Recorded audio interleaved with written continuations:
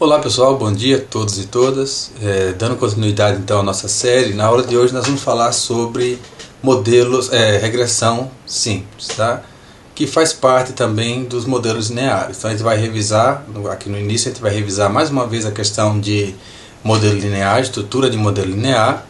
Vamos então ver como que uma regressão simples deriva dessa estrutura e a partir daí a gente vai ver então um exemplo simulado, como fazer essa análise no R, fazer a análise exploratória prévia, fazer a checagem do modelo, checagem dos resíduos, validação, para então a gente seguir para a interpretação do modelo. Tá?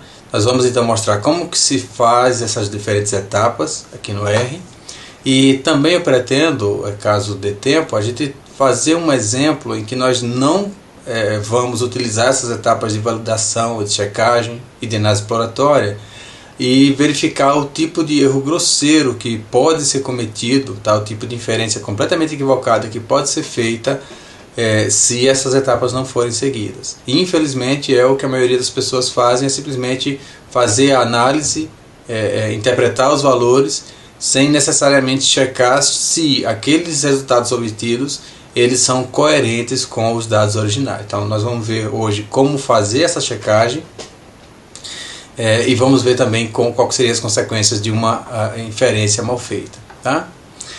Bom, então vamos começar revisando a estrutura do modelo linear. Tá? Nós vimos na aula passada, discutimos bastante sobre isso, modelo linear. Nós temos então uma variável que nós chamamos de variável resposta ou variável dependente, tá? Normalmente denotada por y. Essa variável possui múltiplas observações, então normalmente a gente indica por y para indicar que nós temos um valor de y na posição 1, y1, um valor de y na posição 2, y2 e assim por diante, tá bom? Em seguida, bom, então essa variável ela é modelada como sendo o produto de vários coeficientes, tá?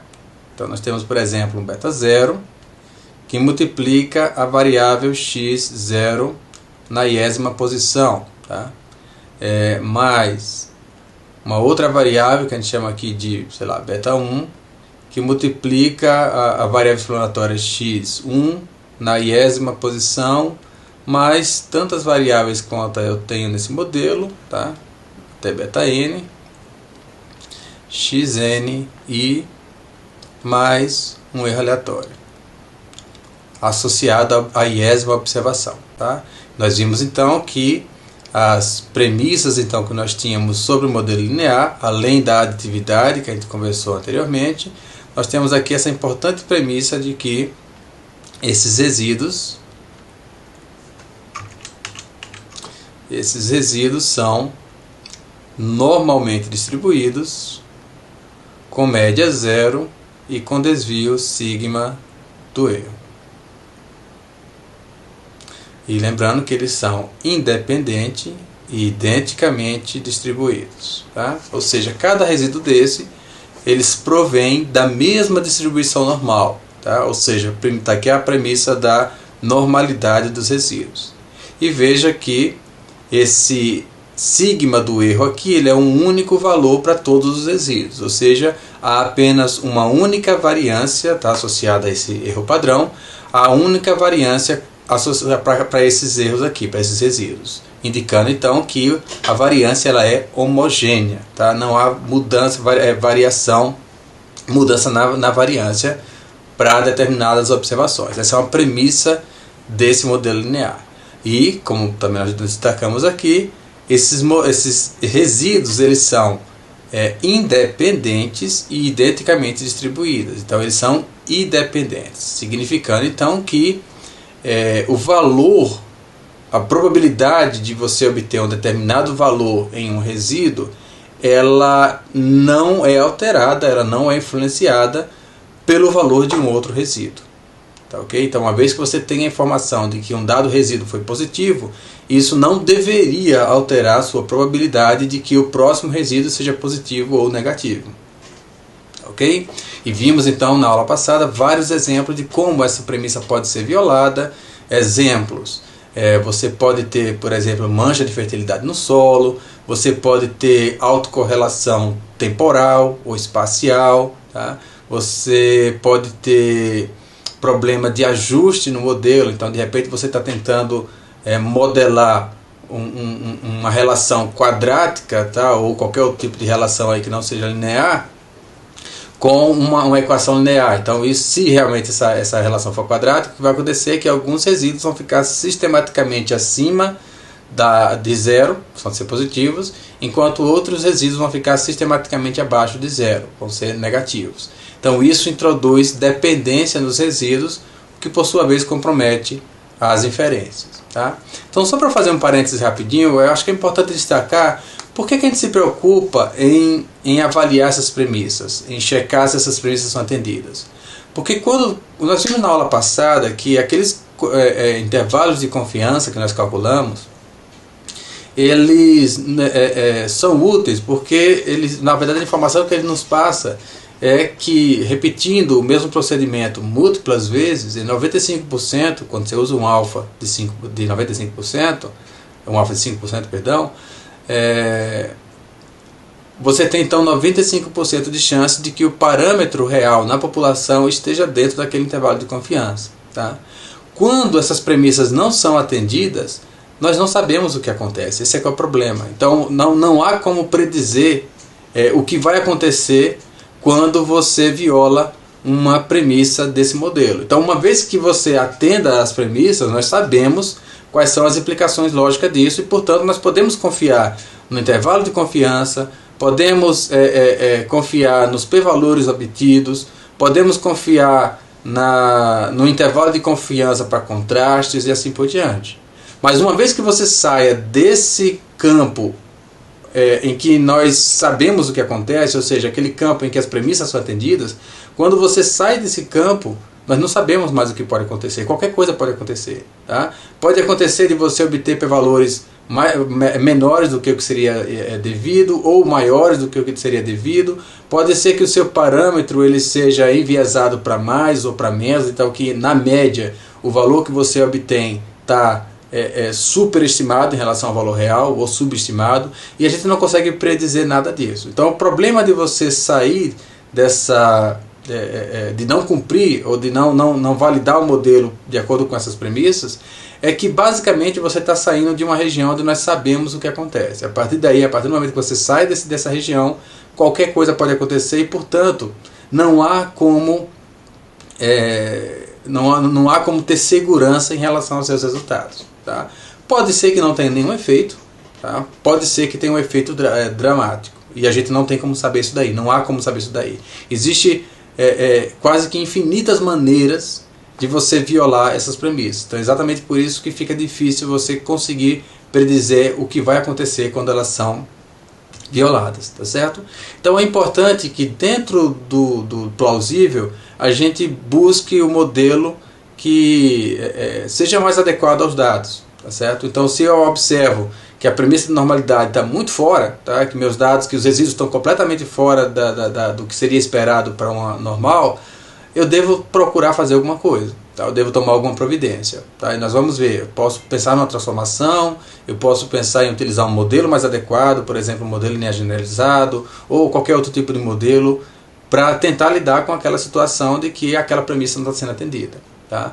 Se eu observo que a variância não é homogênea, eu posso utilizar um quadrado mínimo generalizado, ou eu posso fazer uma transformação, ou eu posso usar uma outra abordagem para corrigir aquele problema, para tentar tornar a variância homogênea ou lidar com o fato de que ela não é homogênea. Tá? É a mesma coisa em relação à independência. Então, tudo isso é uma coisa que a gente vai tratar. Então, mais uma vez, essas análises dessas premissas elas são importantes porque o fato de você atender as premissas lhe dá segurança de que os intervalos de confiança obtidos, de que os p-valores obtidos, eles são confiáveis, eles podem ser interpretados.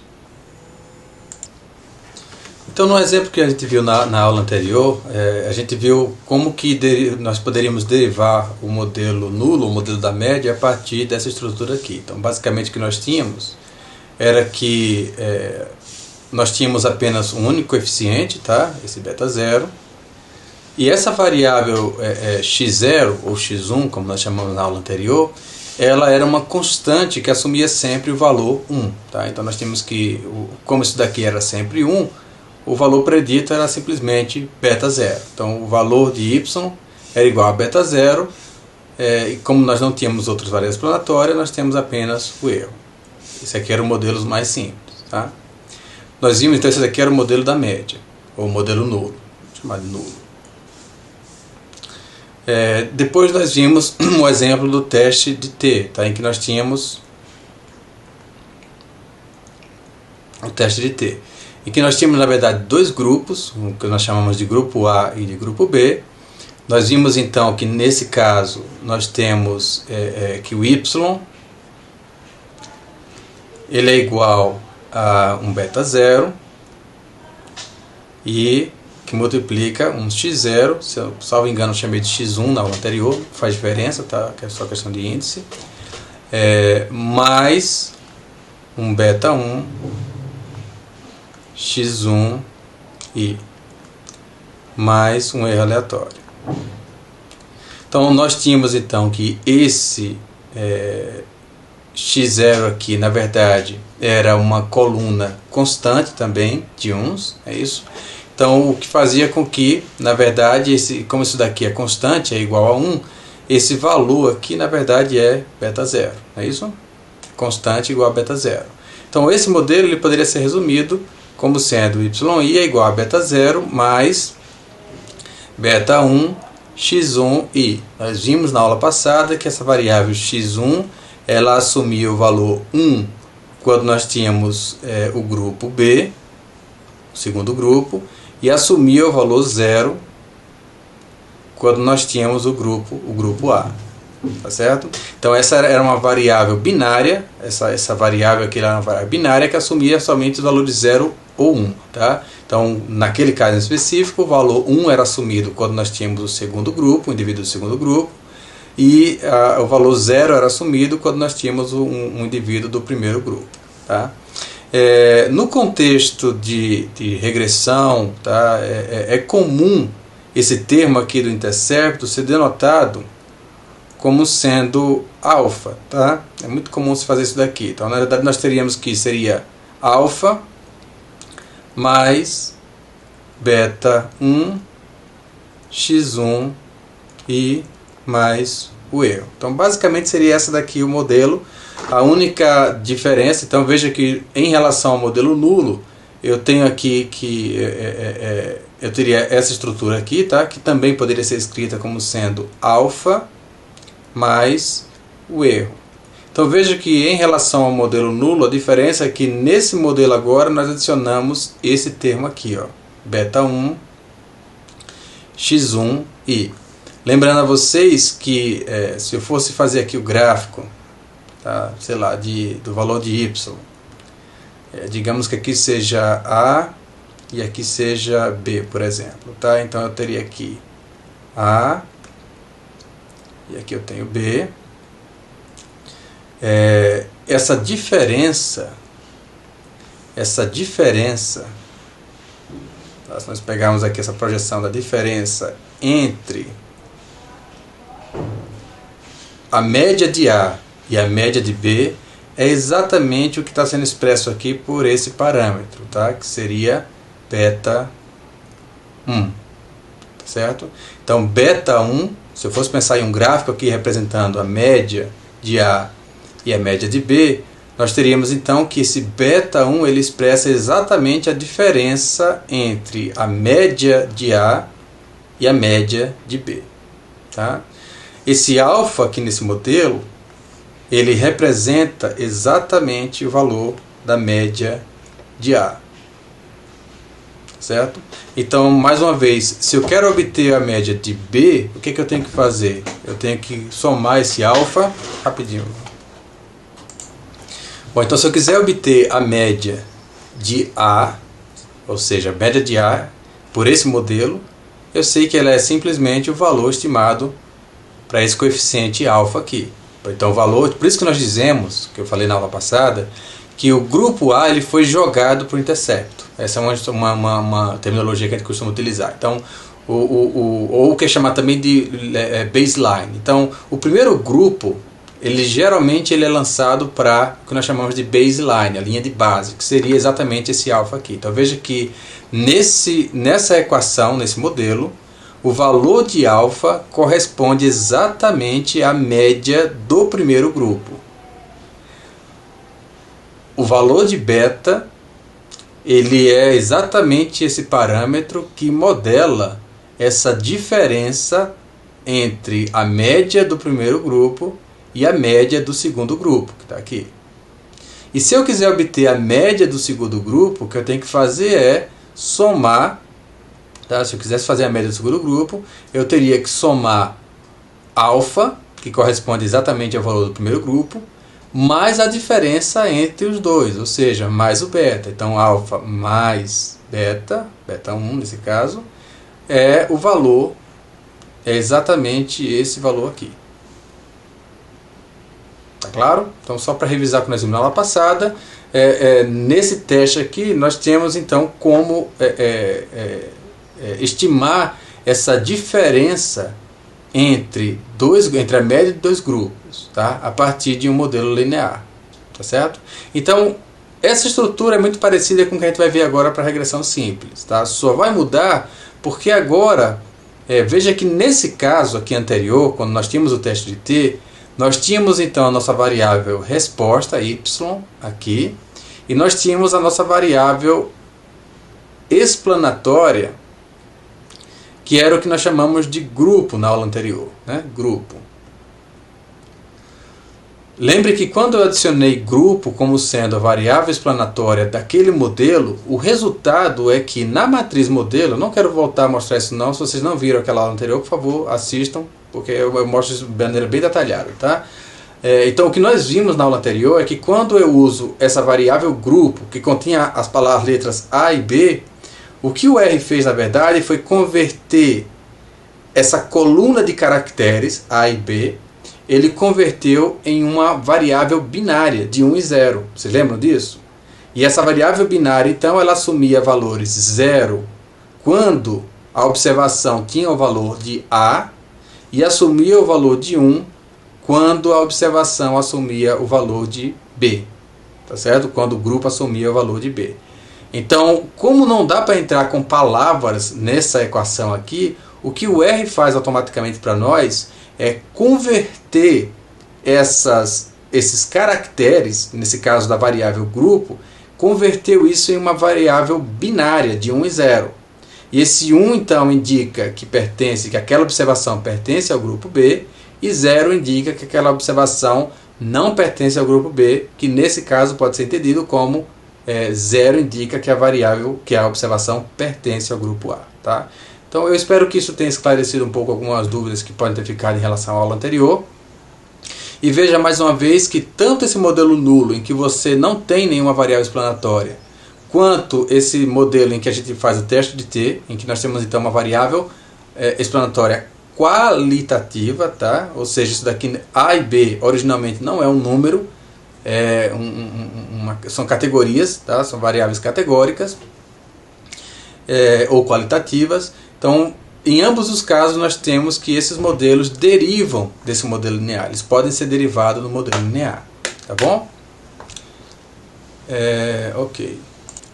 Então, só para garantir, nós temos então que desse modelo linear, nós derivamos aqui o que nós chamamos de modelo da média, o modelo nulo, que nesse caso não tem nenhuma variável explanatória. É um modelo que não tem variável explanatória.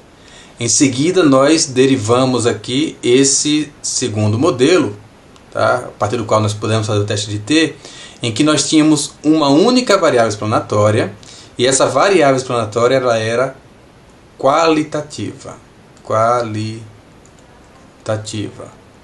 ou categórica, tá? Pode se chamar também de categórica. O que isso quer dizer? É que a variável explanatória ela não é numérica, ela não é quantitativa. Então lembre, se eu tenho grupos, tá? O que aparece nesses grupos? A, B, ou C, ou D, ou o que for. Isso são letras, não são números. Então nesse caso nós dizemos que a variável é categórica. Quando nós temos uma variável categórica, ela não pode entrar no modelo diretamente porque não dá para eu multiplicar uma categoria A, B ou C por um número, por um coeficiente. Então o que é que nós temos que fazer? Nós precisamos fazer essa conversão do valor categórico em variáveis binárias resultantes desse valor categórico. Quando nós temos apenas duas categorias, que foi o caso que nós mostramos, só A e B, dá para representar essa informação com uma única variável binária, não é verdade? Porque eu posso adotar como 0 a primeiro valor, o primeiro grupo, e como 1 sendo o segundo grupo. Tá? Então é preciso fazer essa conversão. Então se eu tenho uma variável qualitativa entrando no modelo, eu faço primeiro essa conversão. Vocês vão ver também o termo, essa conversão para uma variável binária, geralmente o pessoal chama também de dummy variable. Tá? Essas variáveis binárias convertidas a partir de variáveis categóricas, vocês vão ver muito frequentemente aí na literatura em língua inglesa sendo referida como dummy variables. Ok. Bom, finalmente então entrando no tema da aula de hoje, nós temos esse modelo que é frequentemente chamado de regressão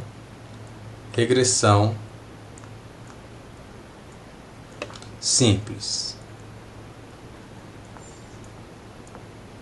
Então, na regressão simples, nós temos que y, nossa variável resposta, a observação i, ela é igual a beta 0 x0 i mais beta 1 x1 i mais um erro aleatório. Então, observem que em termos de estrutura é idêntico, tá vendo? Esse modelo que nós usamos aqui e esse modelo que eu estou apresentando agora como sendo a regressão simples, em termos dos coeficientes que você observa, veja que é exatamente a mesma coisa. Então é por isso que eu digo que, uma vez que vocês entendem esse modelo linear, vocês vão ver que, embora eles tenham nomes diferentes, mas a base da qual ele deriva é exatamente a mesma. Tá? Então o modelo de regressão simples e um modelo que envolve aí a comparação de duas médias, eles são extremamente similares. Tá? Muda muito pouca coisa.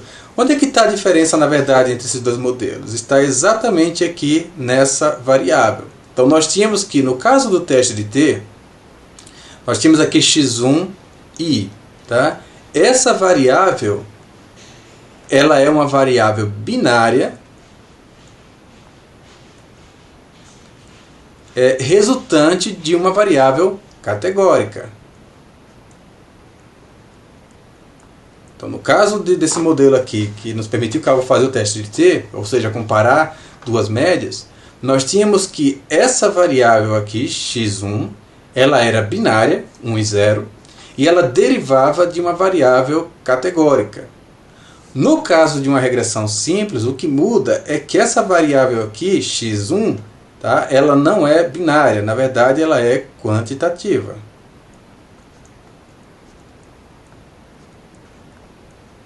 Tá? Ou seja, ela é derivada de uma variável quantitativa. O que é uma variável quantitativa? É um número. Tá? Então, nesse caso, o que nós temos é que a nossa variável explanatória ela é um número. Exemplos. Digamos que a minha variável resposta seja a matéria seca da parte aérea. Tá? E que a minha variável explanatória ela seja dose de nitrogênio.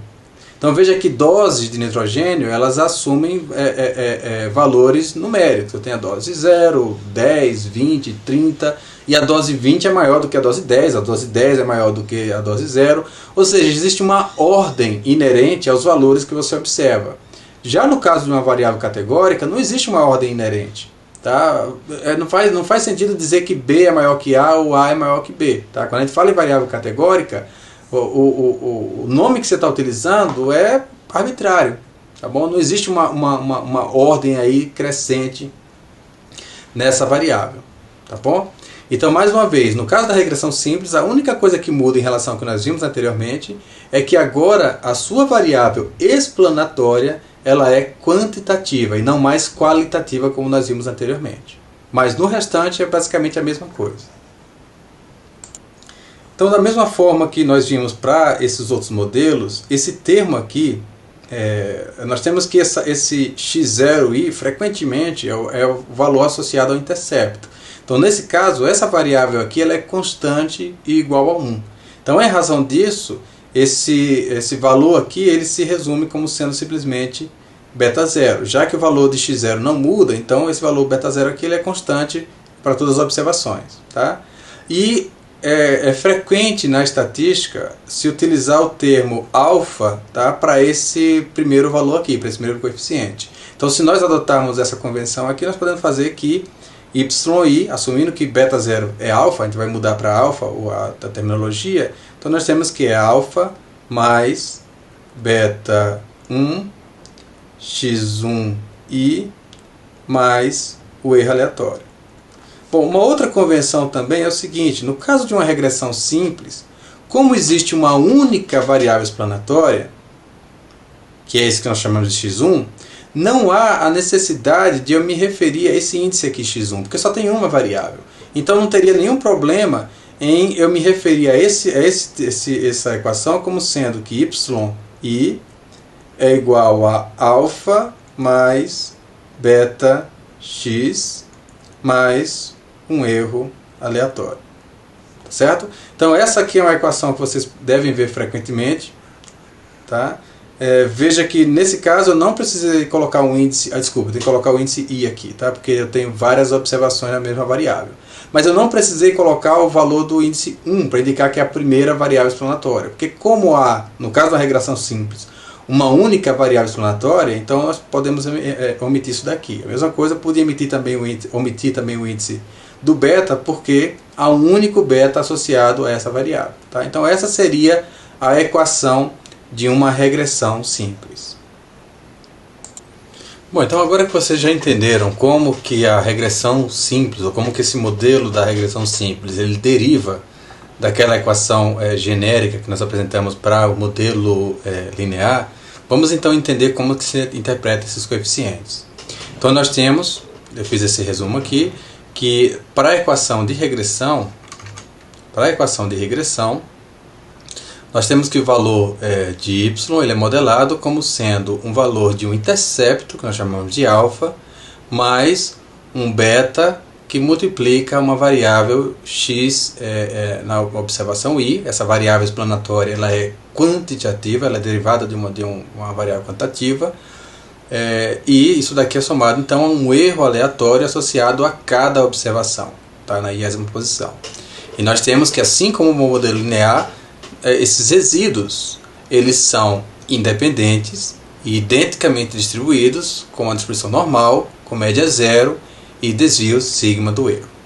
Então vamos entender o que é esse valor de alfa. Bom, suponhamos que nós temos aqui essa equação que yi é igual a alfa mais beta x mais o erro aleatório.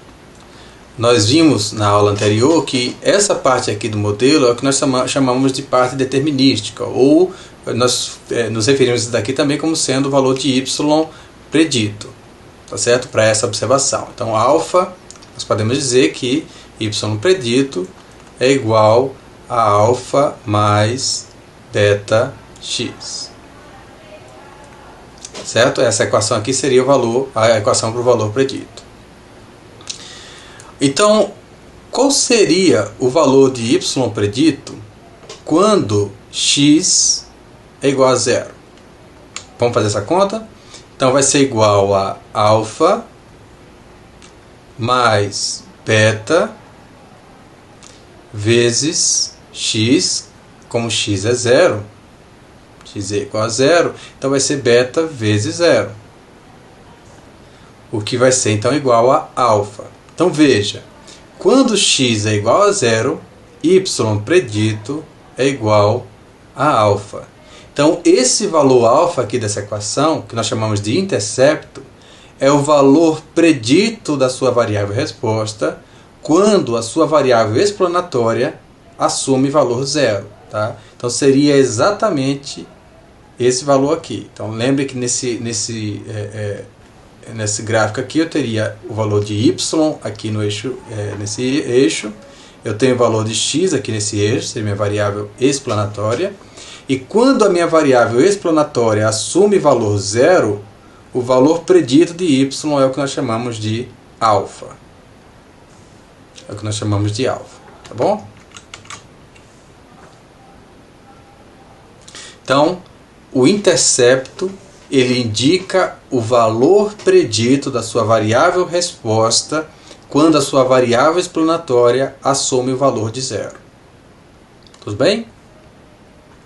Agora vamos entender então como é que interpreta esse coeficiente aqui, o beta. Tá? Qual que é a interpretação desse coeficiente?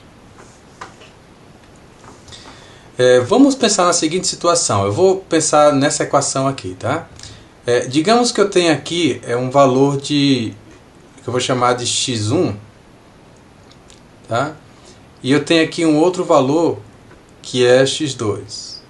E digamos que x2 é igual a x1 mais 1. Ou seja, eu estou variando x em exatamente uma unidade, tá? O x2 é x1 mais 1, ou seja, eu estou variando então x em uma unidade. A pergunta é, para essa variação em x,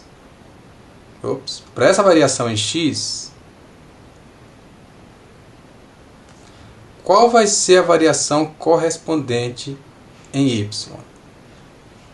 Tá? Ou seja, se eu variar x, a variável explanatória, em uma unidade, qual vai ser a variação correspondente em y predito? Tá? Então vamos ver como é que a gente pode responder isso daqui. Então, se eu chamar esse y aqui, referente à observação de x1, chamar isso daqui de y1, vamos chamar isso aqui de y predito, tá? E se eu pensar em x2, o correspondente seria y2, então nós temos que y1 é igual, por essa equação, alfa mais beta x1. E no caso do y2, também por essa equação, pensando aqui em y predito, tá? x1 e x1. Pensando nessa equação também, eu teria que y2 é igual a alfa mais beta x2. Bom, nós sabemos que x2 é igual a x1 mais 1. Então, eu teria que y2 é igual a alfa mais beta que multiplica x1 mais 1. Eu posso expandir isso daqui um pouco mais para ficar como sendo alfa mais beta x1 mais beta 1, beta vezes 1, beta. Então, basicamente, isso daqui seria y2 predito. O valor de y2 predito seria alfa mais beta x1 mais beta. Então, agora a pergunta é, qual seria então o valor da diferença entre y2 e y1? Qual que é a diferença entre y2 e y1? Bom, nós podemos calcular isso daqui como sendo isso, não é isso? y2 é igual a isso daqui, menos isso, porque y1 é igual a isso daqui. Então, ficaria alfa mais beta x1 mais beta, ou seja, essa parte aqui, menos esse y1, que na verdade é alfa mais beta x1. Bom, se nós continuarmos a ver isso daqui continua igual. Beta x1 mais beta menos alfa menos beta x1. Como eu tenho aqui então menos beta x1, perdão, não tem esse parênteses aqui não. Então, como eu tenho aqui então menos beta x1 e tenho beta x1, os dois se anulam. Nós temos aqui menos alfa e temos alfa aqui, os dois se anulam. E nós temos então que esse resultado é beta. Olha só que interessante. Então veja, esse coeficiente beta, ele indica a variação em y, no valor predito de y, quando a sua variável explanatória ela muda em uma unidade. Para cada unidade de variação na sua variável explanatória, você vai ter uma variação beta na sua variável, no valor predito da sua variável resposta. Tá? Então, se nós pensarmos isso daqui como sendo delta x, e isso daqui como sendo delta y, nós podemos dizer então que o seu valor de beta ele é igual a essa variação em y dividido pela variação em x. Tá? Ou seja, esse beta indica qual vai ser a variação em y para cada unidade de variação em x. Tá? Essa é a interpretação. Então, se você muda 1 na sua variável explanatória, você vai ter uma mudança de beta na sua variável, no valor predito para a sua variável resposta. Tá? Então, espero que isso tenha ficado claro. Então, é dessa maneira que nós interpretamos esses dois coeficientes. Então, mais uma vez, o alfa ele indica o intercepto, ou seja, o valor predito da sua variável resposta, quando a sua variável explanatória assume o valor zero. Tá? O intercepto. E esse beta ele indica o quanto a sua variável resposta, o valor predito da sua variável resposta, ele muda para cada unidade de variação em sua variável explanatória. Então, finalmente, eu acho que um outro ponto que é importante mostrar aqui a vocês é como que esses modelos, que nós já temos conversado, eles se relacionam. Tá? Então, nós temos que o valor predito para a sua variável resposta, ela é calculada, no caso da regressão simples, como sendo alfa mais beta x1. Tá? Então, o valor predito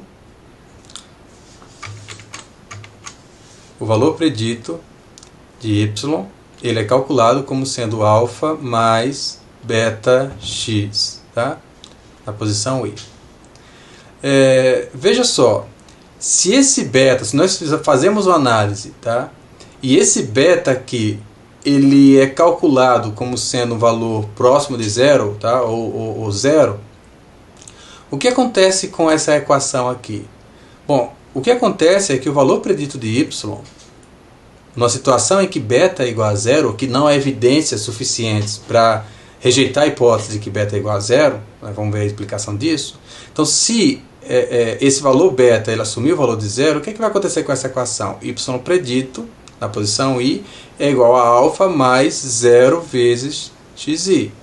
Ou seja, não importa o valor de xi. Qualquer que seja o valor de xi, o valor final da predição é exatamente o mesmo, ele é constante, tá vendo? Então, veja que quando, na equação de regressão, o beta assume o valor zero, o nosso modelo de regressão ele se torna o modelo nulo, o modelo da média, o modelo constante. Então é o que está representado aqui. Ó. Veja que o valor predito da variável resposta ele é constante, independente do valor de x. Você está vendo que eu estou variando x aqui, ó, mas o valor de y permanece constante. Então, nesse caso, nós temos uma situação em que esse valor de beta é igual a zero. E isso é importante para interpretar exatamente o teste estatístico feito em cima desse coeficiente. Tá? Então, quando nós avaliamos o intervalo de confiança, caso o valor zero esteja dentro desse intervalo de confiança, isso quer dizer que não há evidência suficiente para rejeitar a hipótese de que esse valor é zero, de que esse beta é zero.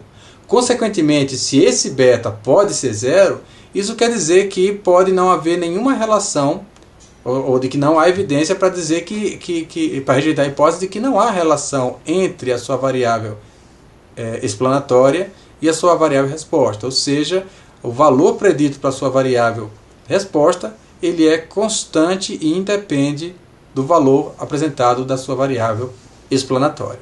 Tá bom? Então, eu acho que chega de teoria, vamos agora ver na prática como é que a gente faz isso no R. Então, vamos começar carregando alguns pacotes que serão necessários. Eu gosto de sempre carregar o tidyverse. Vamos utilizar também esse pacote car, caso você não tenha esse pacote, você precisa instalar. E deixa-me ver, bom, tem um outro pacote também, gvlma, que a gente vai ver mais à frente para que ele é usado. Então, vamos utilizar então a mesma abordagem que nós temos utilizado nas outras aulas, ou seja, nós vamos simular dados para que nós saibamos quais são os valores reais dos parâmetros e assim nós possamos identificar se o valor obtido na modelagem é coerente com aquilo que nós colocamos originalmente nos dados. Então vamos definir então o CID como sendo a data de hoje. 10/7/2020. Set.cid. Vamos começar então estabelecendo o número de repetições. Tá? Vamos colocar, sei lá, n igual a 5 repetições. Vamos então fazer uma simulação em que nós vamos colocar doses de nitrogênio e vamos verificar a matéria seca da parte aérea, como que a matéria seca da parte aérea está respondendo à aplicação de doses de nitrogênio. Então vamos criar essa variável com as doses de nitrogênio. O que nós vamos fazer então é criar essa variável, doses, que vai ser uma sequência de 0 a 100 de 10 em 10. Ok, então se nós fizermos doses aqui no console, a gente vai ver então que nós criamos essa sequência, tá, que vai de 0 até 100 de 10 em 10. Tá? Nós estamos simulando aqui diferentes doses de nitrogênio. Vamos criar então, vamos calcular o número total de observações, assumindo então que nós tenhamos 5 repetições para cada tratamento desse, para cada dose dessa, o número de repetições ou de observações vai ser igual a n vezes length de doses. Ou seja, length de doses vai retornar o número de doses que existem. Tá? Então nós temos, se nós fizermos aqui length de doses, nós temos 11 doses vezes 5 repetições, isso deve dar 55.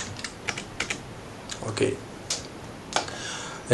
Próximo passo então vai ser nós definirmos qual que será o efeito do nitrogênio, ou seja, para cada quilo de nitrogênio aplicado, cada quilo por hectare aplicado de nitrogênio, qual que vai ser o efeito na matéria seca da parte aérea, nossa variável resposta, tá?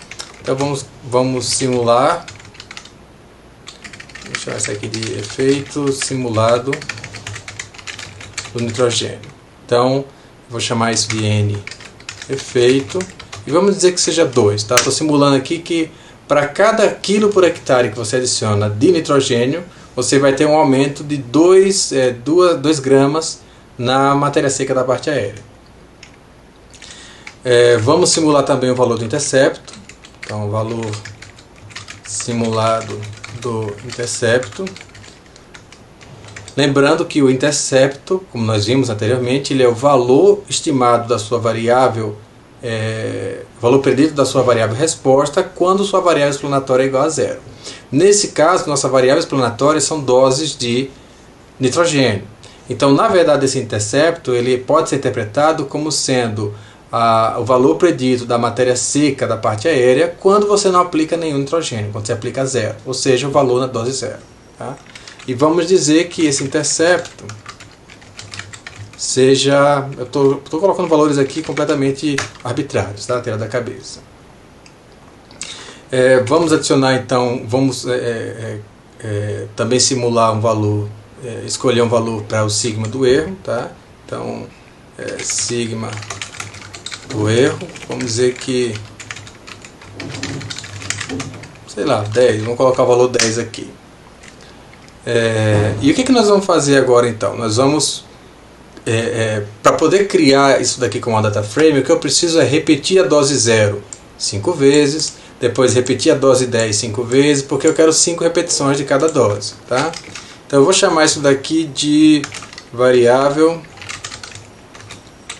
tirar o acento aqui, variável com doses de N. Eu vou chamar isso daqui de nitro.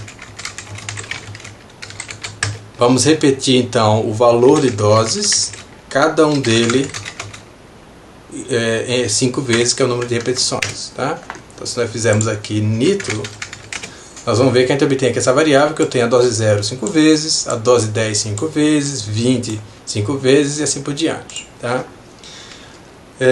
Em seguida, nós vamos calcular então uma matéria seca de parte aérea. Tá? Então nós temos que matéria, vou chamar isso aqui de parte determinística da MSPA. Eu não estou usando acentos aqui para não gerar problemas a depender da plataforma que está trabalhando. A propósito, eu vou deixar esse script aqui na descrição desse vídeo para que vocês possam reproduzir. Então, eu posso calcular que a matéria seca da parte aérea, vou chamar isso aqui de determinística, tá? Determinística, vai ser então igual ao valor do nitrogênio, desculpe, vai ser igual ao valor do intercepto, vamos chamar isso aqui em português, intercepto. Vai ser o valor do intercepto mais o valor do nitrogênio vezes o efeito do nitrogênio, que é N efeito. Então eu estou simplesmente colocando esses valores aqui que nós decidimos anteriormente, eu estou colocando aqui. Tá? Então basicamente a matéria seca da parte aérea, a parte determinística dela, ela está sendo calculada aqui como sendo o valor do intercepto mais esse efeito do nitrogênio aqui, que é calculado como sendo o efeito que nós adicionamos, que está aqui, tá? Esse aqui, vezes a variável nitrogênio. Deixa eu colocar na mesma ordem para não gerar confusão.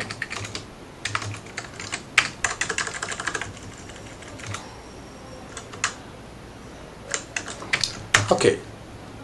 Intercepto. Vamos olhar qual que é o resultado disso daqui então. MSPA determinística. Então, como eu falei a vocês, por que eu estou chamando isso aqui de determinístico? Porque não existe nada de aleatório aqui nessa equação aqui, tá vendo? Então, em razão disso, veja que dentro de uma mesma dose, essas 5 primeiras observações, por exemplo, são da dose zero de nitrogênio. Veja que os valores de matéria seca de parte aérea são exatamente idênticos, tá vendo? 50, 50, 50.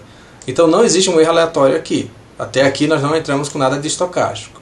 Então é agora que a gente vai entrar então com os resíduos. Nós precisamos adicionar resíduos nessa variável aqui para poder simular o que realmente aconteceria em um experimento com esses parâmetros. Tá?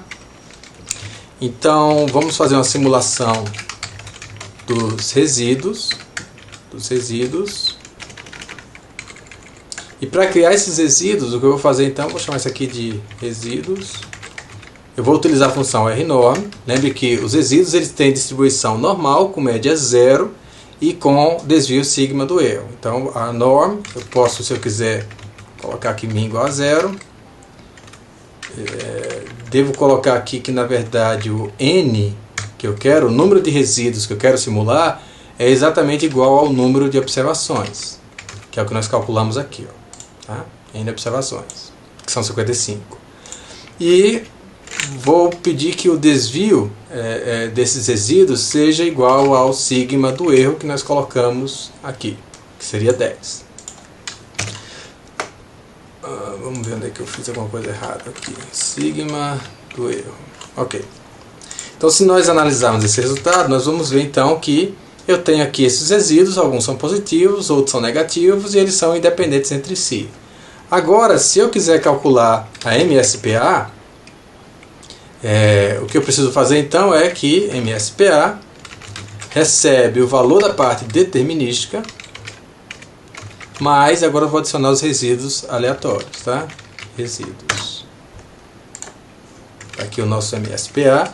Veja que a partir do momento que eu adiciono resíduos, os valores já não são idênticos para o mesmo tratamento. Está vendo? Tem variação aqui. Embora seja todos da dose zero, esses 5 primeiros, mas veja que em função de a gente ter adicionado esses resíduos, agora eles não têm valores idênticos. Tá bom? Ok. E agora então o que nós vamos fazer é criar uma data frame a partir dessas variáveis. Então vou chamar de dados, recebe data frame, vamos dizer que nitrogênio é igual a, como é que eu chamei isso daqui, vamos ver, nitro, tá? Essa é a nossa variável explanatória, e MSPA igual a MSPA. Ok, feito isso então, Vamos ver o que eu fiz de errado. N igual a nitro, perdão. Então eu estou querendo pegar essa variável aqui e colocar aqui na data frame. Então a partir do momento que eu fiz isso, eu tenho essa data frame, tá?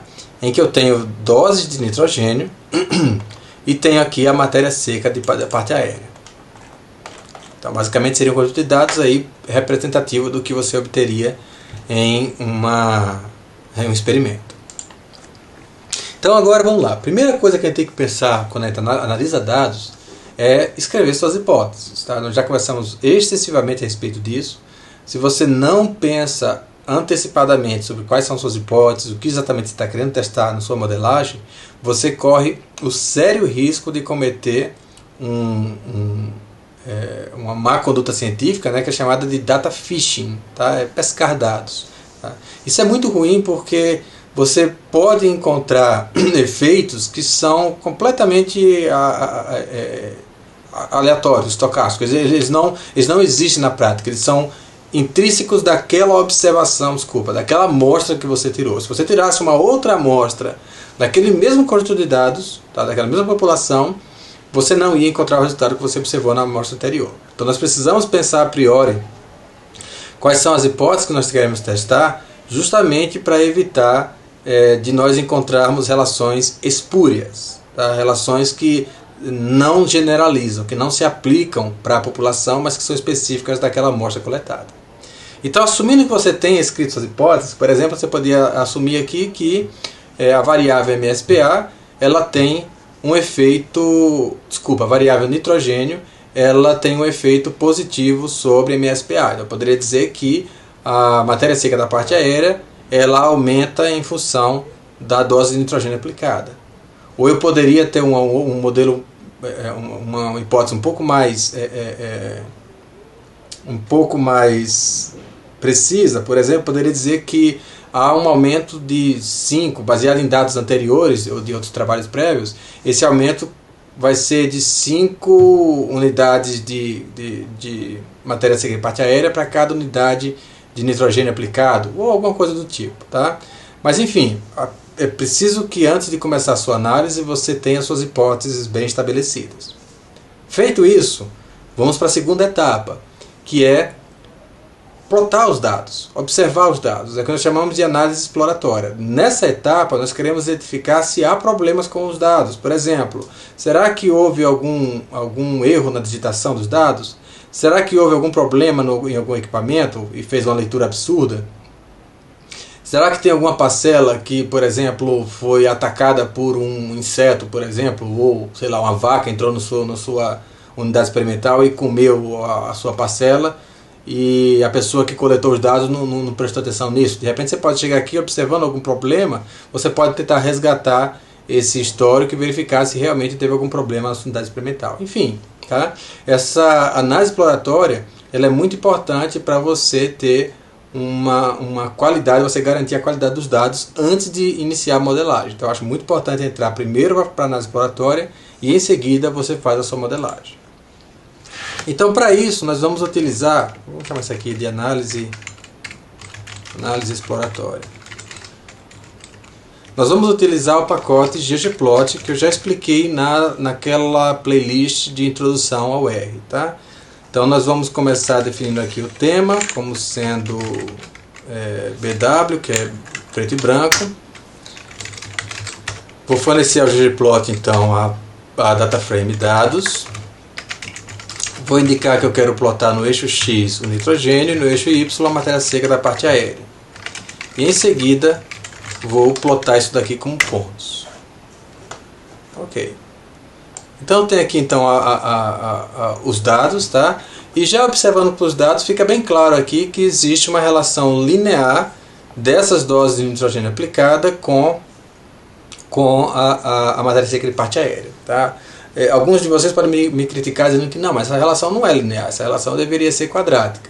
Não necessariamente, tá? Essa relação ela pode ser linear ou quadrática a depender da faixa de doses que você está aplicando. Então ela vai, em princípio ela é linear, mas se você aplica doses muito altas é que ela começa a estabilizar e pode até levar um efeito de redução no crescimento, tá? mas dentro de algumas faixas de adubação você pode ter um efeito linear completamente plausível.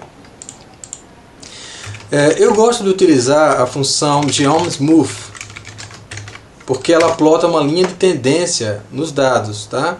Ele utiliza um modelo aditivo. Se você quiser utilizar um modelo linear para enxergar essa tendência, você pode utilizar aqui esse método como sendo LM.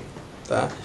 Então veja que o modelo linear parece capturar muito bem aqui essa relação entre a variável resposta, MSPA, e a variável explanatória, que é nitrogênio. Eu não vejo aqui evidência nenhuma de algum dado absurdo ou alguma tendência, por exemplo, de não linearidade. Então, a princípio, me parece que prosseguir com o modelo linear não tem problema. Tá? Os dados aqui também eu não vejo uma variação, por exemplo, na variabilidade. Tá? Então, eu não vejo mais dispersão em uma região do gráfico do que em outra, mas a gente vai ver como avaliar isso realmente na parte de modelagem. Então, digamos que eu fiz essa análise exploratória, estou satisfeito e considero que, olha, faz sentido, eu posso prosseguir então com a modelagem utilizando a regressão. Bom, a partir desse momento, nós fizemos a análise exploratória, nós vamos fazer a modelagem. Para a modelagem, nós vamos utilizar a função LM. Veja que essa mesma função nós estamos usando para vários modelos diferentes, tá? Modelo nulo, o modelo da média, o teste de T, e agora estamos vendo a regressão. Então nós entramos aqui com a mesma sintaxe usada anteriormente. Nós vamos entrar primeiro com a variável resposta, que é a matéria seca de parte aérea. Vamos indicar utilizando esse tio aqui essa modelagem, tá? Em função de, e a única variável explanatória nesse modelo é as doses de nitrogênio aplicada, que nesse caso é N, o nome da variável. Tá? Se eu fizer aqui head doses, head dados, nós vamos ver que tem duas variáveis, nitrogênio e MSPA. Tá? Então, nesse caso, eu estou entrando com o MSPA como sendo minha variável resposta e o nitrogênio como sendo a variável explanatória. E agora eu preciso indicar onde que estão esses dados. Né? Data igual a dados. Estou indicando então que a data frame dado contém essas variáveis que eu estou fornecendo aqui. E vou colocar isso daqui, vou chamar isso aqui de reg, de regressão. Tá? Então, feita a modelagem, antes de avaliar p-valor, antes de interpretar coeficientes, de pedir intervalo de confiança, eu preciso fazer a validação do modelo. Ou seja, eu preciso verificar se as premissas desse modelo elas foram atendidas. Tá? Existem múltiplas maneiras de fazer isso. Existem métodos baseados em testes estatísticos. Tá? Vai gerar um número, um p-valor, que vai indicar se é ou não significativo. E existem métodos baseados em gráficos.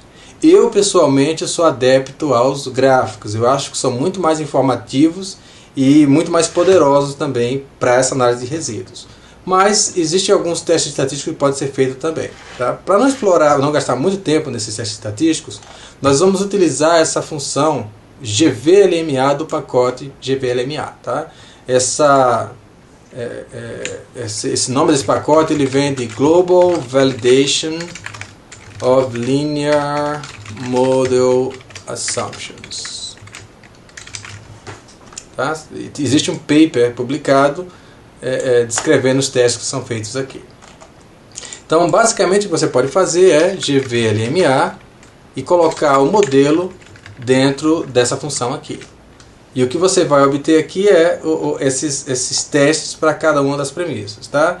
Então, aqui, por exemplo, heterocidacidade, né, que seria, na verdade, a premissa de homogeneidade de variância de homocidasticidade. Então veja que o p-valor aqui ele deu não significativo e, portanto, ele considerou que é aceitável você considerar que esses dados são homocidásticos. Link function, no caso dos modelos lineares com distribuição gaussiana, se refere a gaussiano normal, tá? Se refere à normalidade dos resíduos. Também ele está indicando aqui que esse p-valor não foi significativo e que, portanto, é razoável você assumir que tem distribuição normal. Kurtose é um outro parâmetro também relacionado com a normalidade, que ele indica essa concentração dos pontos ali próximo da média. Tá? Veja que ele indicou também que não foi significativo e que, portanto, é aceitável você considerar que está ok em relação a esse parâmetro aqui. Tá? E skewness, que é relacionado à simetria da distribuição. Também está relacionado à normalidade. E veja que deu não significativo. Desculpa, o p-valor é esse aqui, eu estava olhando no lugar errado. O p-valor é esse daqui. Veja que não deu significativo, o skewness, tá? O p-valor não foi significativo, que portanto considerou como sendo aceitável. E por fim ele faz uma estatística global a partir desses vários testes que foram feitos, que leva à decisão de que, ok, pode prosseguir, não parece haver problemas nos resíduos. Bom, eu mostrei para vocês, está aí disponível. A pergunta é, eu confio nisso? Não, eu não confio somente nesses testes aqui. Então sempre eu gosto de fazer análise dos resíduos através de gráficos, porque eu consigo ver muito mais coisa, tá? E de maneira talvez com maior poder estatístico do que esses testes aqui. Então o que vem a ser esse método gráfico? Bom, você pode simplesmente fazer plot e colocar o modelo, tá? Esse modelo que nós acabamos de ajustar aqui, nós estamos colocando dentro da função plot. Quando nós fazemos isso, aqui no console apareceu essa mensagem dizendo que eu tenho que pressionar Enter para ver o próximo gráfico. Então vamos lá. Vão aparecer aqui 4 gráficos. Nesse primeiro gráfico aqui, o que eu tenho são os resíduos. Vocês lembram o que são os resíduos? Lembrando então que os resíduos, eu tenho aqui no modelo Y, o valor observado é igual ao valor predito mais o erro aleatório. Então nós temos que esse resíduo é igual ao valor observado menos o valor predito. Ou seja, esse resíduo ele informa o erro, tá? O quanto que aquela observação em específico ela diverge, ela difere do valor predito. Então, por exemplo, essa observação aqui, ó, o resíduo dela foi positivo e próximo de 20. Tá? Significando então que o valor observado de matéria seca nessa observação, ele foi 20 unidades acima do valor que o modelo está predizendo. Aqui, por exemplo, a gente tem uma que o valor predito dela foi aproximadamente menos 20. Desculpe, que o valor do resíduo foi aproximadamente menos 20. O que é que isso quer dizer? Isso quer dizer que o valor observado nessa observação, ele está aproximadamente 20 unidades abaixo do valor que era predito pelo modelo. Tá ok? Então, quanto mais próximo essas observações estiverem, esses resíduos estiverem dessa linha central aqui, que é 0, melhor o modelo. Tá? Melhor o modelo. Então, quanto mais essas observações estiverem próximas desse eixo horizontal aqui, melhor é o modelo.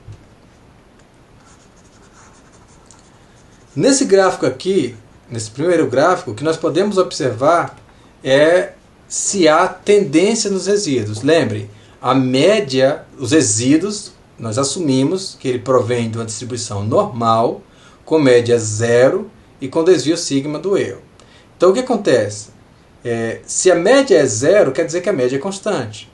Se eu observo que esses resíduos, por exemplo, apresentam um padrão, essa linha vermelha aqui, que mostra a média móvel dos resíduos. Média móvel não, seria uma média, modelo aditivo para média. Tá? Se essa linha vermelha aqui, ela tem essa curvatura, ou ela apresenta algo desse tipo aqui, ou ela apresenta, sei lá,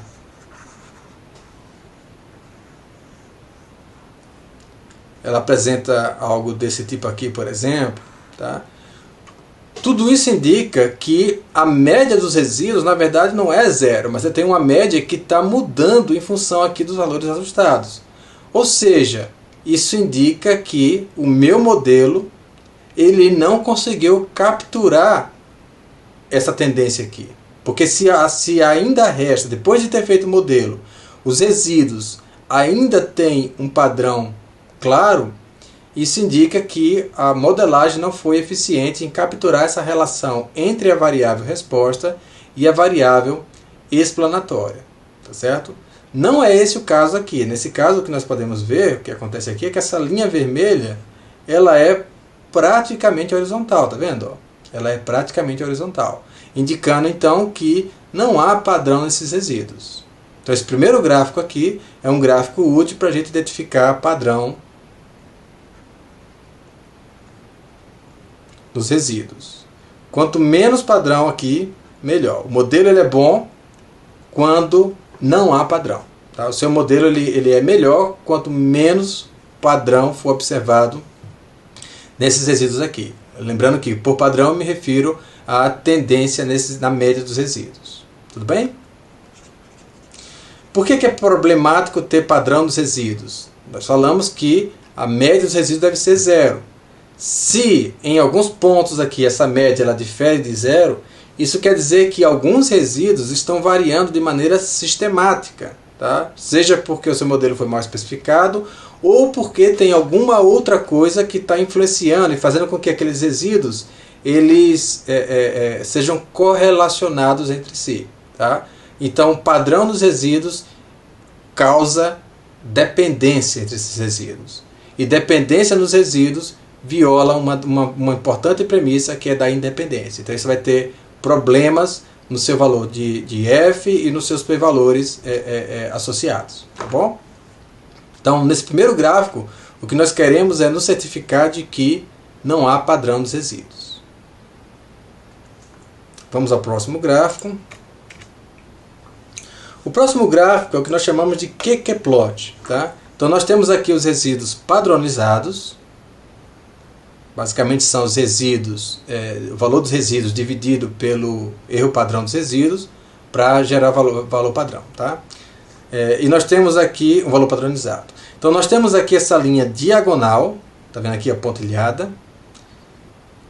E quanto mais próximos seus resíduos estiverem dessa linha diagonal, melhor é o seu modelo em termos de normalidade. Ou seja, maior é a evidência de que os seus resíduos são normalmente distribuídos. O que nós não desejamos aqui, por exemplo, é que aconteça algo desse tipo aqui. Ó. Sei lá, os resíduos façam isso e depois eles façam isso aqui, por exemplo. Tá? Alguns resíduos, dizendo que isso aqui fossem resíduos. Então, se você observa algo desse tipo aqui nos resíduos, tá? Isso indica que os dados não são normalmente distribuídos. Tá? A gente vai ver exemplos disso mais na frente. Então, nesse QQ-plot aqui, o que nós estamos identificando é se há evidências de desvio da normalidade para os resíduos. Comparando, então, o valor desses resíduos padronizados contra essa linha diagonal, que seria os quantis teóricos.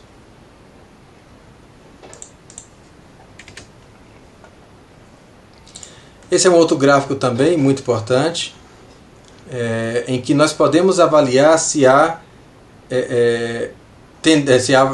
indícios de heterogeneidade de variantes. Então, o que nós queremos verificar aqui é se a variabilidade dos resíduos, tá? Vamos pensar aqui em variabilidade como sendo o espalhamento desses resíduos, tá?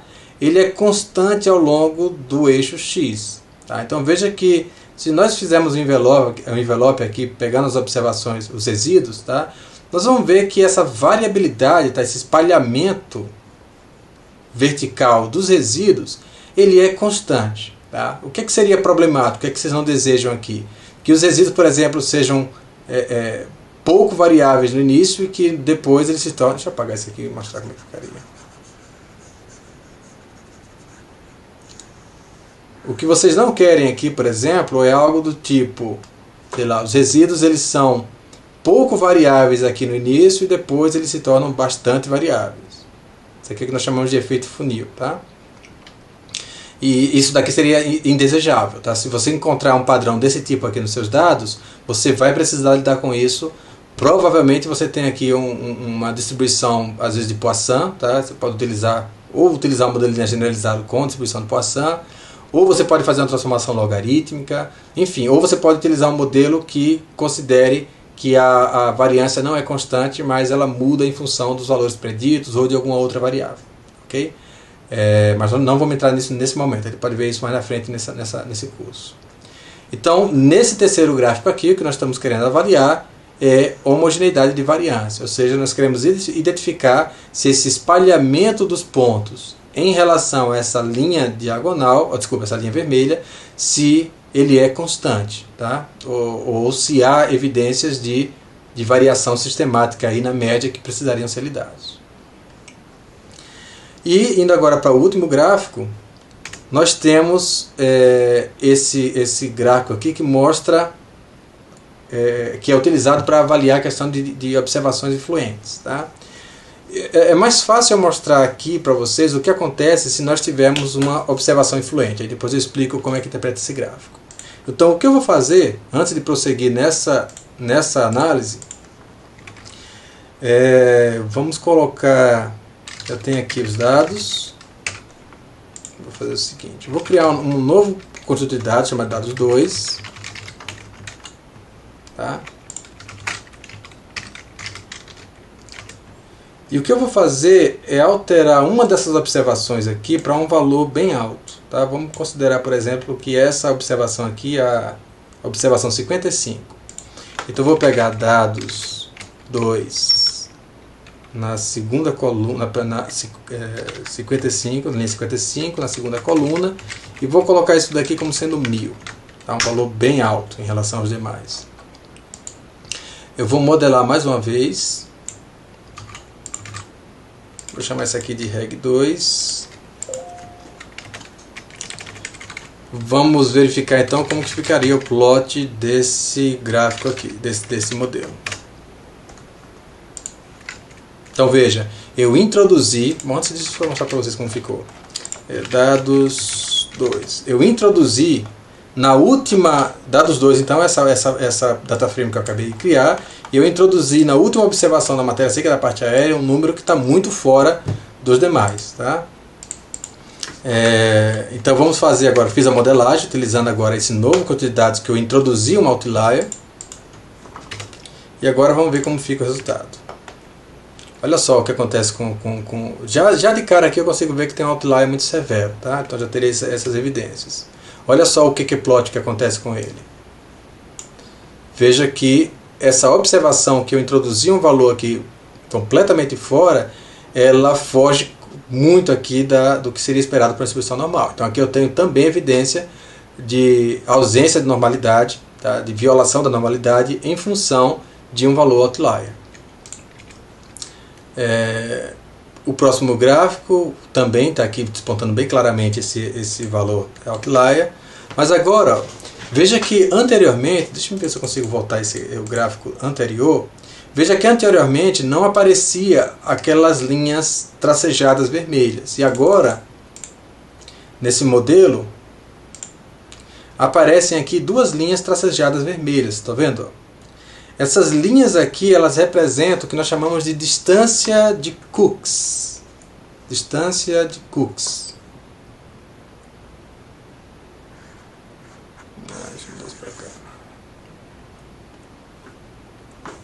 Seria essa distância de Cooks aqui. Ó. O que é a distância de Cooks? É uma medida do quanto cada observação ela influencia os parâmetros do seu modelo. Como é que isso é calculado? Basicamente o que você faz você calcula o seu modelo, calcula os seus parâmetros, o valor dos parâmetros, com todos os dados do seu conjunto de dados, tá? Todos os dados na sua planilha. Em seguida, você remove a primeira observação e recalcula o modelo. E você compara o valor dos parâmetros estimados quando aquela observação é eliminada com o valor do parâmetro quando você tem um conjunto de dados completo. Deixa eu tentar desenhar isso daqui, acho que vai ser mais fácil. Então vamos entender como é que isso aqui é calculado. Tá? Digamos que eu tenho aqui esse conjunto de dados, sei lá, que vai até a última, não lembro o valor de N, acho que seria 100 o último valor de N. Né? 100 e vamos chutar que aqui seja 10, por exemplo.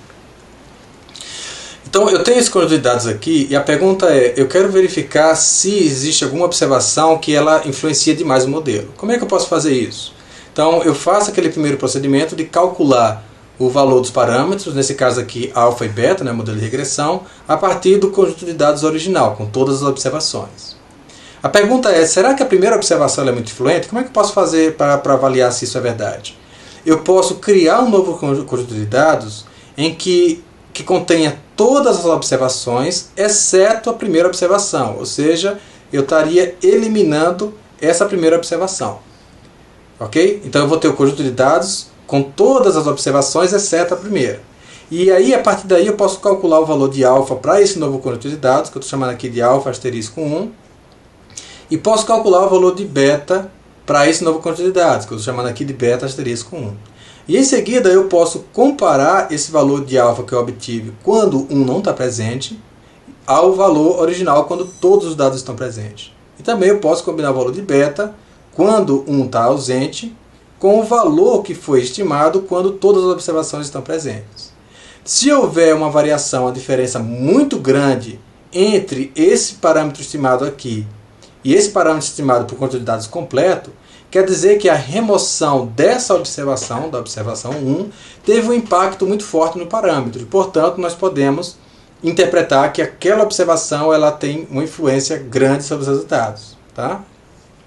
Esse procedimento é repetido então para a primeira, depois para a segunda, terceira, quarta, quinta, até a última observação, que nesse caso aqui são 55.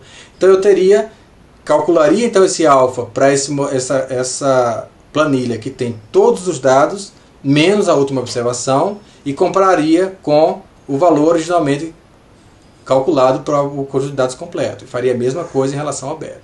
Tá certo?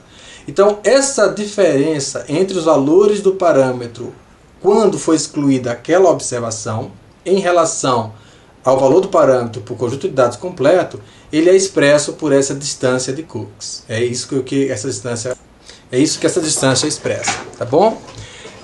Como é que eu interpreto isso daqui? Geralmente nós temos aqui essas duas linhas, que é como se fosse, para quem já trabalhou com curva de nível, é como se fosse curva de níveis isso daqui. Tá? Caso as suas observações estejam abaixo dessa linha de 0.5, tá? Estiver abaixo dessa linha aqui de 0.5, isso quer dizer que está ok.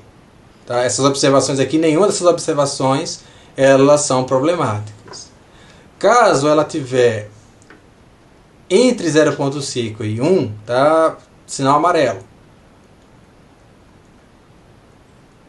É um forte indício aí de que essa observação ela influencia bastante o modelo. Então, caso você observe algum resíduo,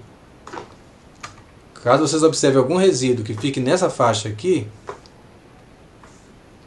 vocês precisam investigar o que aconteceu, tá? E talvez valeria a pena você ou utilizar um modelo mais robusto, ou utilizar alguma transformação, ou se você pode manter isso daqui, mas precisa justificar porque você manteve, tá? A justificativa vai manter.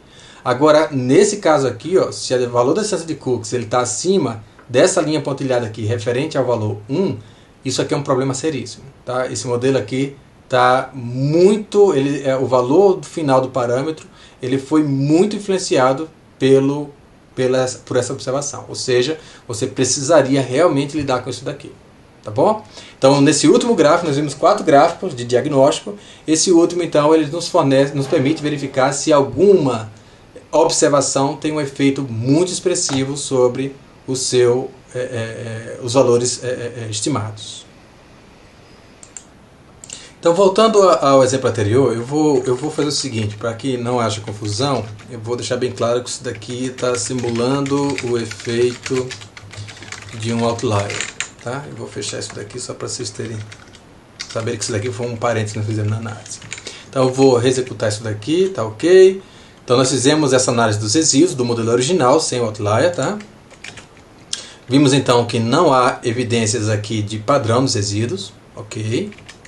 Vimos então que era razoavelmente normal, tá? Tava seguindo essa linha aqui do diagonal, ok? Vimos que não há padrão aqui de mudança na variância dos resíduos, ou seja, a variância ela é constante, avaliando aí pela essa dispersão em torno dessa linha vermelha, tá? Que ela permanece constante ao longo dessa linha horizontal. E por fim nós verificamos nesse gráfico aqui que aquelas duas curvas, tá? De 0.5 e 1, sequer aparecem aqui, elas nem aparecem nesse gráfico, mostrando que não há evidências de que qualquer uma desses resíduos sejam que nenhuma dessas observações sejam muito influentes. Então, baseado nessas informações, eu estaria satisfeito com relação às premissas, poderia seguir adiante. Algumas pessoas se sentem desconfortáveis com esse gráfico aqui, ó. Esse segundo gráfico. Como é que eu interpreto isso daqui? Realmente existe muita variação. Você vai ver que vocês vão ter que calibrar o olho para conseguir identificar o que é que são desvios aceitáveis e o que é que não são desvios aceitáveis dessa linha diagonal. Uma das maneiras que vocês podem fazer isso é repetir o que nós estamos fazendo aqui múltiplas vezes. Então basta vocês fazerem essas simulações, extrair os resíduos e plotar e vejam que nós sabemos que é normal. Tá? Então nesse caso aqui, apesar algumas pessoas mas está vendo que não está exatamente em cima? Não é para estar exatamente em cima, não tem problema, tá? Existe uma variação aceitável. Então uma das maneiras de vocês lidarem com isso é plotando múltiplas vezes essas curvas e observando o que são variações típicas ou aceitáveis, tá? Para uma distribuição normal. Ou vocês podem também utilizar uma função chamada de qqplot do pacote car, tá? Que nós carregamos lá em cima, e colocar esse modelo aqui dentro. Perdão, tem que terminar isso daqui. Tá. Então se eu executar, veja que nessa função ela me dá aqui um intervalo de confiança. Tá? Então você pode interpretar que se 95% dos seus dados, tá, dos seus resíduos estiverem dentro desse intervalo de confiança aqui, é plausível você aceitar a premissa de normalidade. Mas enfim, eu acho que até isso daqui também tem essa coisa de você depender de um threshold aí, eu acho meio complicado isso daí, tá? Mas tudo bem, não tem problema. Se você se sente mais confortável em usar esse tipo de abordagem, perfeito. Então, mais uma vez, o que você quer é que esses resíduos estejam dentro dessa faixa, dessas duas linhas pontilhadas aqui. Que se a maioria desses resíduos, tá, mais de 95%, tiverem dentro dessas duas linhas pontilhadas, isso é um forte indício de que é plausível você assumir a normalidade. Bom, então baseado em todas essas avaliações, eu considero que, olha, eu acho que é confiável o modelo, eu posso seguir adiante. Então só depois da validação do modelo é que nós partimos para interpretação. Tá? Então o que nós vamos fazer? Primeiro vamos avaliar a significância desse modelo. Então eu vou fazer a nova desse modelo de regressão. Eu vou obter aqui um valor de f, tá vendo? Ó, altamente significativo, o que indica então que o efeito do nitrogênio ele é significativo. Eu sei que eu posso confiar nesse p-valor porque eu avaliei que as premissas desse modelo foram atendidas, ou foram razoavelmente atendidas. Tá? Então em razão disso eu posso confiar nesse p-valor aqui e reportar isso daqui indicando que foi significativo o efeito do nitrogênio pelo teste de F, o valor de F de 2.474 com 1 grau de liberdade e 53 graus de liberdade dos resíduos. Ou eu poderia olhar os coeficientes, tá? Fazer o summary. Então veja que nesse caso aqui eu obtenho essa tabela da análise de variância. Se eu quiser avaliar os coeficientes, eu posso utilizar a função summary. Veja que, muito similar ao que nós vimos nas aulas anteriores, nós temos aqui dois coeficientes. Tá? Nós temos o intercepto e nós temos o efeito do nitrogênio.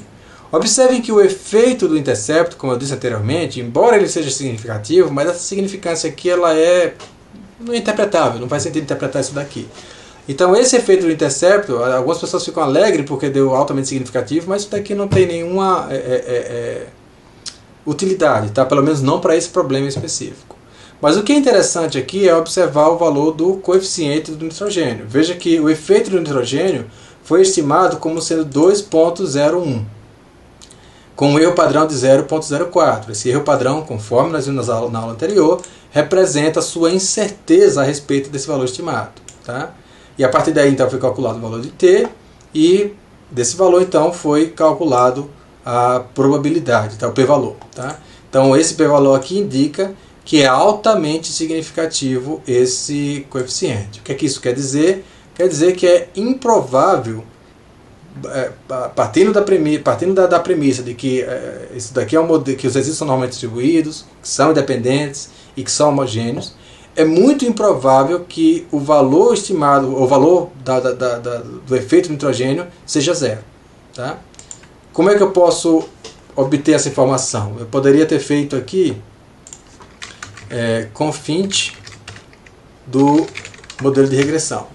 Nós vamos ver então que para o intercepto, o intervalo de confiança ele vai de 45 até 54 para o intercepto. Para o efeito do nitrogênio, esse intervalo vai de 1.92 até 2.09. Veja que esse intervalo de confiança aqui, ó, ele está muito longe, o limite inferior dele está muito longe de zero, tá vendo? Então é em razão disso que essa significância aqui é tão alta. Nós temos aqui o R quadrado, tá? Que deu de 98%, 97,89%, tá? E o p-valor associado ao teste de F. O que isso significa então? Significa que se você não aplica nitrogênio, o valor predito da variável resposta é 45,036. Então esse daqui seria a média estimada para o controle sem nitrogênio. Perdão, 49,82. Esse aqui é o valor estimado, tá? 49,84. Tá? Então esse aqui é o valor estimado para o intercepto, ou seja, o valor predito da variável resposta, que é a matéria seca de parte aérea, quando não é aplicado nitrogênio, ou seja, no controle sem nitrogênio. E aqui eu tenho que o valor do N, o valor do efeito do N foi estimado como sendo 2,01. Como é que se interpreta isso daqui? Que para cada quilo por hectare que você aplica de nitrogênio, espera-se que haja um aumento de 2 unidades, 2 gramas, na matéria seca da parte aérea da planta. Tá bom? Seria basicamente isso. Essa seria a interpretação. Se eu quiser plotar esses resultados, o que eu posso fazer é recuperar esses valores preditos. Tá? Então eu posso fazer y predito recebe, vou usar a função predict, vou colocar esse modelo de regressão que eu acabei de ajustar. Eu poderia colocar os dados aqui. Vamos deixar só o modelo de regressão. Ele vai calcular a partir dos dados que geraram o modelo. Tá? Se eu faço isso, então eu obtenho os valores preditos. Então aqui, ó. Então na primeira observação, o predito foi 49,84 e assim por diante. Tá? Se eu quero o erro padrão associado a esses valores preditos, eu poderia ter indicado aqui que se.fit é true. Tá? Então nesse caso, y predito vai ser uma list, tá? Vamos ver aqui a estrutura de y predito, nós vamos ver que é uma list com 4 elementos. O primeiro elemento é o valor ajustado, é um vetor numérico com o valor ajustado. E a segunda componente aqui é o erro padrão do valor ajustado, também é um vetor numérico. Então eu poderia adicionar essas duas componentes aqui aos dados originais. Então eu poderia ter feito que dados, vou chamar de fit, recebe y predito fit. E que dados se, o erro padrão, recebe y predito se fit. Feito isso, o que acontece? Agora eu devo ter duas colunas novas nesse conjunto de dados. Tá vendo? Anteriormente, dados continha apenas nitrogênio e matéria seca parte aérea. Agora eu tenho o valor ajustado para aquela observação e o erro padrão associado àquela observação. Então nós podemos plotar esses resultados utilizando a função, o ggplot, que nós também já explicamos em aulas anteriores, na playlist de introdução ao R. Então eu vou fazer ggplot dos dados, vou indicar aqui no eixo X eu quero a variável N, no eixo Y eu quero plotar o valor ajustado, que eu chamei de fit, e quero plotar isso daqui como sendo uma linha, geonline. Vamos ver o que eu fiz de errado aqui, esqueci de colocar vírgula. Ok, então nós temos aqui os valores ajustados para a matéria seca de parte aérea em função da dose de nitrogênio. Tá?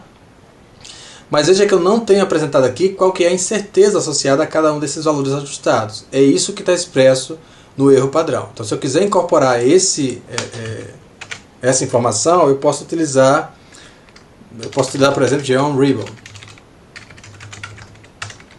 E aí eu vou indicar que y máximo vai ser igual ao fit, o valor ajustado, mais o erro padrão, e que o y mínimo vai ser igual ao fit menos o erro padrão. Eu vou colocar uma transparência aqui de 30%, Vamos ver como é que fica esse resultado. Está muito clarinho, vamos colocar de 40%, 50%, não, 70%. Ok. Então, o que eu tenho aqui deixa eu ver se eu consigo fazer um zoom. O que eu tenho então aqui é o valor ajustado que está sendo representado por essa linha preta, tá? E esse intervalo aqui, ó, que está sendo expressado por essa área em cinza, ela indica esse erro padrão associado a cada valor ajustado. Tá certo? Veja que esse erro padrão ele é bem pequeno, mostrando que para esse modelo nós estamos bem confiantes a respeito do valor estimado em cada posição. Tá? Ou seja, existe pouca incerteza aqui para cada valor predito. Poderia fazer alguns ajustes aqui nesse gráfico. Por exemplo, eu poderia mudar o título do eixo Y como sendo, sei lá, MSPA.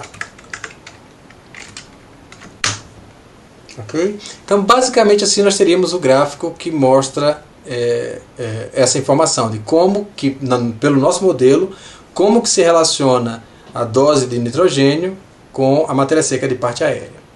Eu, pessoalmente, gosto muito de plotar os dados originais sobre o modelo, porque isso para mim serve como uma checagem, para avaliar se realmente o que eu estimei na modelagem é coerente com aquilo que nós temos nos dados. Tá?